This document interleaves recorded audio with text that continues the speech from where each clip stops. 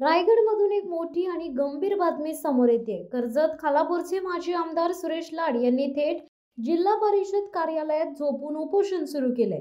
कारण जिल्ह्यातील अनेक शाळांमध्ये अजूनही शिक्षकच नाहीयेत।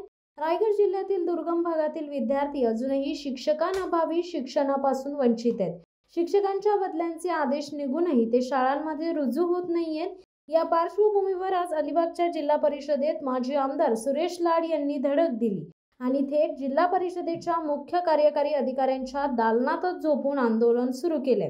जोपर्यंत शिक्षकांना त्यांच्या नवीन बदलीच्या शाळांमध्ये रुजू होण्याचे आदेश दिले जात नाहीत तोपर्यंत मी इथून हलणार नाही। श्रीवर्धन, म्हसळा, तळा तालुक्यातून शिक्षक बदलून कर्जत भागात पाठवले गेले, पण मुख्य मुद्दा म्हणजे या बदल्यांमुळे मूळ भागात शिक्षकच उरले नाहीयेत। त्यामुळे तिथे शाळा बंद होण्याची वेळ आली आहे। दुसरीकडे बदलून गेलेले शिक्षक गट शिक्षण अधिकाऱ्यांनी न सोडल्यामुळे नवीन शाळांमध्ये रुजू होत नाहीयेत, अशी दुहेरी समस्या निर्माण झाली आहे। शिक्षण विभागाने सांगितले की मंत्री आदिती तटकरे यांचे तोंडी आदेश असल्याने शिक्षकांना सोडले जात नाहीये, म्हणजेच प्रशासकीय निर्णयांमध्ये गोंधळ निर्माण झालाय। या परिस्थितीवर संतप्त झालेल्या लाड यांनी शिक्षणाचा गोंधळ थांबवावा अशी मागणी करत आंदोलन सुरू केलंय। आता प्रश्न असा आहे की विद्यार्थ्यांचे नुकसान होण्याआधी प्रशासन जागं होईल का? शिक्षकांच्या नियुक्त्या वेळेत होतील का, असा सवाल उपस्थित होत आहे। जिल्हा परिषदेच्या शिक्षकांच्या अनेक वर्ष तालुक्याबाहेर असणाऱ्या त्यांच्या बदल्यांच्या ऑर्डर्स 25 तारखेला मुख्य अधिकारी यांच्याकडून विविध तालुक्यामध्ये गेल्या। माझ्या तालुक्यामध्ये विशेषतः आदिवासी भागामध्ये असणाऱ्या रिक्त शाळांमध्ये यातील काही शिक्षकांची नेमणूक झालेली आहे।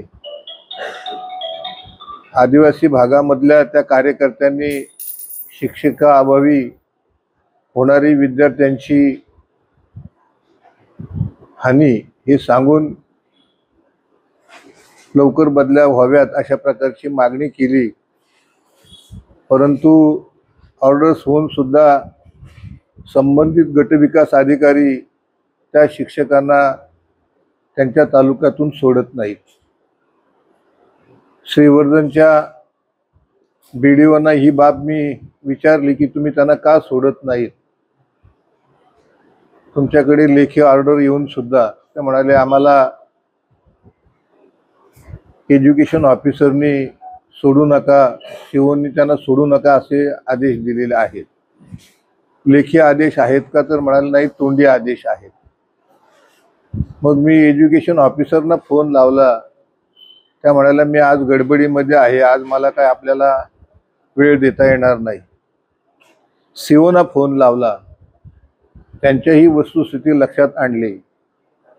त्यांनी मंत्री महोदया यांचं नाव सांगितलं की त्यांनी आम्हाला तोपर्यंत दुसऱ्या शिक्षकांचा आमच्याकडे कोणाचं येणं होत नाही तोपर्यंत यांना सोडू नये असं सांगितलेलं आहे।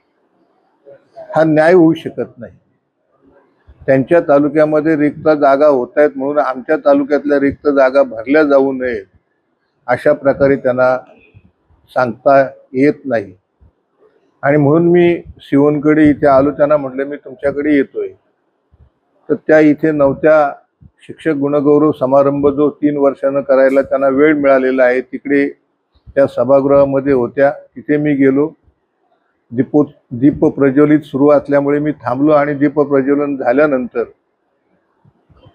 राष्ट्रगीत राज्यगीत सुरू होण्याच्या अगोदर मी त्यांना सांगितलं, सीओना विचारलं, मी माझे आमदार सुरेश लाड आणि मी सकाळी आपल्याला फोन केला होता, त्या शिक्षकांना तुम्ही केव्हा सोडणार? त्यावेळेस त्यांनी नीटचं काही उत्तर दिलं नाही आणि मंत्री महोदयांकडे त्यांनी पाहिलं। मंत्री महोदयांनी लगेच बोलायला सुरुवात केली की माझ्या तालुक्यामध्ये 50 शिक्षक कमी आहेत, मग आम्ही काय करायचं? तर म्हटलं तुम्ही सरकार आहात, तो तुमचा प्रश्न आहे आणि तुमच्या तालुक्यातले काय 50 शिक्षक काय माझ्या तालुक्यात येणार नाहीत। जसं तुम्हाला तुमच्या तालुक्याचं आहे तसं मला माझ्या तालुक्याचं आहे। आणि अतिशय असमाधानकारक बोलल्यानं दुःखी अंतकरणानं मी इथे येऊन थांबलेलो आहे। शिवोनची वाट पाहतो। Shivdatta times news bureau, Karjat. धडक बेधडक वृत्त देणाऱ्या आपल्या शिवसत्ता टाइम्स न्यूज चॅनलला लाल बटन दाबून सबस्क्राईब करा आणि बेल आयकॉनला क्लिक करायला विसरू नका.